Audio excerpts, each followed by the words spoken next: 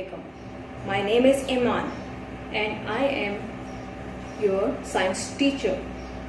So this is your new book in class 4, that is Paramount Science Awareness, and it has 6 themes and 19 lessons, and it is very well written and in a very simplified form. Now today our lecture is about how plants live and make food. In this we are going to discuss different kinds of plants. You all know that plants are found everywhere in the world, and we all know that plants come in different sizes and shapes. Now this classification is based on their size, which includes number 1 is herbs. Herbs are any small plants with leaves, seeds or flowers used for flavoring food, medicine or perfume. Like it is in your kitchen. When your mother cooks food, she put coriander leaves or mint leaves in food. That are the small herbs. They cannot stay alive, like their lifespan is very short. Now coming to the shrubs. Shrubs are a woody plant which is smaller than a tree, but they are bigger than the herbs and has several main stems arising at or near the ground. Like you must have seen a rose plant or a sunflower plant in your garden or outside your house or anywhere. Those rose plants or sunflower plants are actually the shrubs. They are neither too small and too big like the trees. So you can say shrubs are the medium-sized plants. Coming to the number 3, that is trees. A woody plant typically having a single stem or trunk growing on to a considerable height and bearing lateral branches at some distance from the ground. You all have seen trees, mango trees, apple trees, banana trees, okay? They are having a specific height, okay? They are not small, they are taller, even taller than humans. So, and trees have a woody trunk and the leaves grow on the top of that trunk. So trees are actually the bigger plants and their lifespan is very large. Okay, we all know the uses of plants. We are using plants in our daily life. In our day-to-day work, we are using plants. Now some of them are written over here, that is they make air fresh. We all know about it that trees are the lungs of this world because they give off oxygen, and the oxygen is used by the humans and the animals. Number 2, we depend on plants for our food. Most of our food is coming from the plants, that is legumes, vegetables or fruits. All these things are coming from the plants. We get wood from the plants. Yes, we get wood from the plants. Like all the tables or the chairs in your school are made up of wood, and the wood we get it from plants or trees. We get some of our clothes from the plants. Yes, like cotton. We get cotton from the plants. Some medicines are also made from the plant. Yes, the plants are used in plenty of medicines, okay? Paper also comes from the plants. Yeah, the paper in your copies or the books, it also comes from the plants. Now we are going to discuss the nature of plants, and it is classified into 2 categories, that is terrestrial and aquatic. We are going to discuss it one by one. Number 1 is terrestrial and it has 3 sub-branches. These are those terrestrial. These are those plants which grow on land. What are the terrestrial plants? The plants which are growing on land are called terrestrial plants. Okay. So the terrestrial plants, number one is cone bearing plants, number two is desert plant, and number three is mangrove. These all categories are growing on land. So it makes them the terrestrial plant. Now we are going to discuss it in detail. The cone bearing plants. Most cone bearing plants are evergreen with needle-like leaves. You must have visited Murree or Swat or Nathia. There you have seen these cone bearing plants. These plants are mostly found in mountains or in highlands. So these trees are generally tall and straight, and most of them have needle-like leaves. Instead of flowers, they bear cones. They are not having flowers. Instead of flowers, they have this woody kind of a cone which grows on them. Okay. Their seeds develop in these cones. Okay. Now the examples include pine, spruce, juniper, redwood and cedar trees. These are the examples of the cone bearing plants, and they are mostly found in the cold hilly areas. Number two was the desert plants. We all know that there is a very little water in the desert. So plants have to adapt themselves to the environment. The fleshy stem of cactus stores water. You know this, the plant, the cactus? This is a cactus.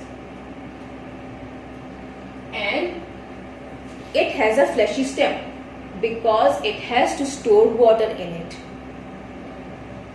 When it rains, the root absorbs water and move it to the stem. The root of cactus spread out over a large area. Like this. Like this. This is the root of a cactus. These are the spreading roots. The stem soaks up water of a cactus like a sponge, okay? While the other plant, that is a mesquite bush, like this one, mesquite bush have roots that grow very deep in the ground. Sometimes they reach up to 30 meters in the ground. And these type of plants have this type of a root, deep root, that is a deep root. Spreading, you can easily see that spreading root is growing horizontally in the ground and the deep root is going vertically in the ground. So these are the desert plants. So mangroves grow in the marshy places, okay? And so you all know that marshy places have a clay soil, and clay soil does not allow air particles to move, to store in them. So what happens is their roots cannot get air in the soil, so they have some breathing roots, and those breathing roots come up above the ground to breathe air. So mangroves have the roots which are, some of them are under the ground and some of them are above the ground, because they are going in a clay soil and they are not getting enough air to breathe. So this is how the mangrove trees adapt themselves and survive in their particular surroundings. Now we will discuss the second category, that is aquatic plants. Aquatic plants are those which grow in or above the water. Like the name indicates, aqua. Aqua means water. So the plants growing in water are known as aquatic plants. we have three categories of aquatic plants as well. That is, number one, floating plants. They have short roots and are not connected to the bed of water. Okay, they have swollen or spongy bodies. These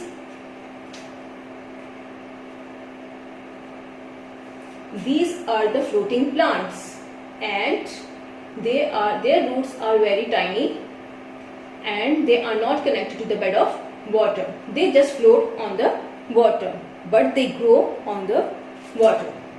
Number two is fixed plants. They have roots which fix them to the bed of the pond. Fixed plants like the lotus plant in the picture, you can see the pink flower.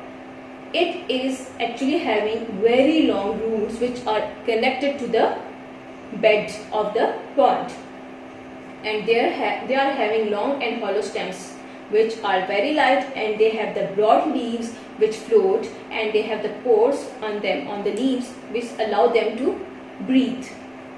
Coming to the third one, that is underwater plant. They have narrow leaves with no pores. Okay, they breathe through their body surface. The example of the underwater plant is the tape grass.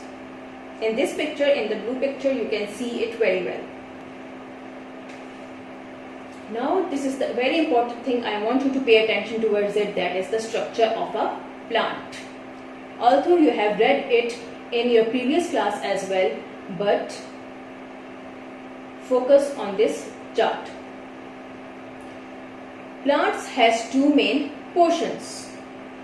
That is, we have divided the structure of plant into two main categories, that is the shoot system and the root system. Number one is the shoot system. The part of the plant that grows above the ground is called shoot. You can see in this picture from the ground, not below the ground. You can see the plant growing above the ground is the shoot, and shoot has stem on it, flowers on it, fruit on it, stem, leaf, birds on it. Okay, so shoot is the part of the plant that is growing above the ground. The root system, the part of the plant which grows below the soil, is called a root system, or is called a root.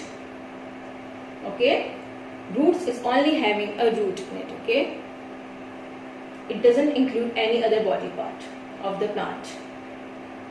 So plant has two main portions, that is shoot system and root system. All the other parts of the plant are mainly on the shoot. Now I want you to discuss the structure of a leaf. As leaf, you know that it is the food factory of the plant. So plants make their food in their leaves, and the leaves, why the leaves appear green in color to us? Because of the green substance that is called chlorophyll is present in them, and this substance is very necessary for the plants to make their own food. Now coming to the structure of the leaf, the flat part of the leaf is called the leaf plate, and the main vein and the side veins can be easily seen on the leaf. It is through these veins the water is carried to the leaf and the food is carried to other parts of the plant. The main vein you can see in the center of the leaf is the main vein. It is connected to the stalk of the plant, from where it gets the water. Then from the water or the food goes from the main vein to the side veins, and food from the side veins then collected to the main vein, and it's transported to other parts of the plant. Okay, it is just like the blood vessels in your body. Photosynthesis. Don't be scared of this big word. We can divide photosynthesis into two parts. Photo means light and synthesis means to put together. Plants need food, but they do not have to wait on people or animals to provide for them. So plants are able to make their own food whenever they need it. This is done using the light. So whenever they are using the light to prepare their food, so this process is known as photosynthesis. Okay. I told you that photo means light, synthesis means to put together. So the leaves are putting together, or they are making their food with the help of the sunlight. So photosynthesis is the process by which plants make their own food. Now I will add more details to this definition after making a few things clear to you. Okay? What is needed for photosynthesis? First of all, we will have a look what are the things which are needed by the plant to carry on its photosynthesis, or to carry on their process of making their food.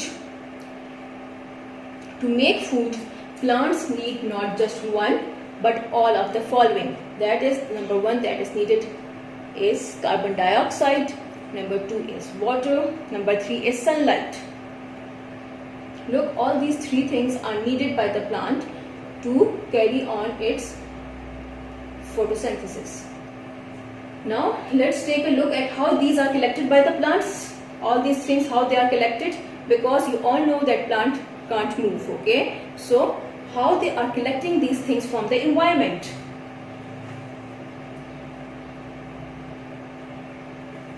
Number one was carbon dioxide. Now you can see in the picture that carbon dioxide is collected from the environment, okay, from our environment. From the air, carbon dioxide from the air passes through small pores in the leaves. These pores are called stomata. These are the stomata in the picture, in the below. These are the stomatas, and just like it just helps like a windows in your houses. Okay, you have windows in your houses so that the fresh air comes in. Okay, you can sometimes close it or open it. Similarly, stomatas are the windows of the leaves. Okay, they know how much of air to carry it inside and outside. Stomatas are mostly present under the leaves. Now second is water. You all know how water is collected by the plant. Water is absorbed by the roots and passes through the vessel in the stem. Then it passes into the stem, and then from the stem it reaches into the leaves through the veins. Sunlight is absorbed by a green chemical in the leaves. Look in the picture. The sunlight is coming, and there is a green chemical present in the leaves called chlorophyll, which I told you that the leaves appear in green in color because of the chlorophyll. So the sunlight is absorbed by the chlorophyll in the leaves, and leaves have the large surface area. Why? Because it allows them the absorption of maximum of sunlight.